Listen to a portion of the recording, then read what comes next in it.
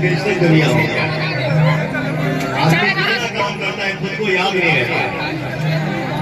जो होगा वो तो दुनिया देखेगी।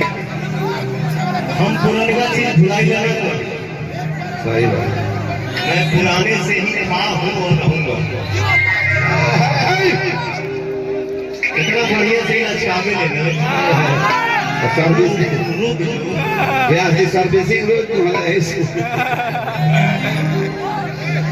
बोलो छोटू भैया भैया छोटू भैया हमारा भाषण तो भैया का तहे दिल से प्रणाम करते हैं।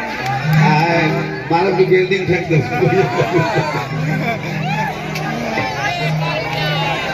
हर खलियान साफ करा। अरे जब हम मेरा गाँव में लड़काई में उनाज हो गया तो शुक्रिया अदा कैसे होते हैं रे?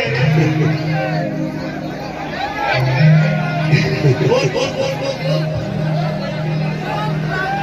दिल में लगा चोट तो निकल गया गुज्जू जी की तरफ से 600 रुपया का नोट। मैं उन साहबान को, उन कदरदान को तहे तहे दिल से, लहे लहे दिल से शुक्रिया आता करतनी दादा। चले लूटा पानी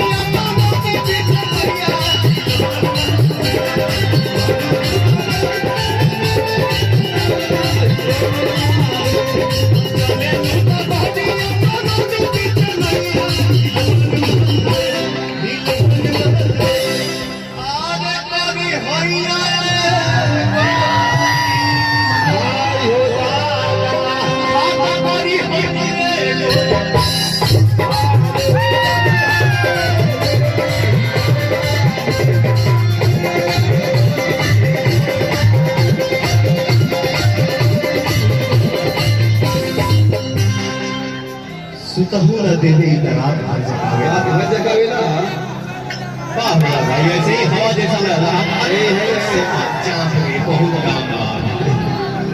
काम करोगे पैसा भाई भाई बाबू हके अकबरिया में हके अकबरिया में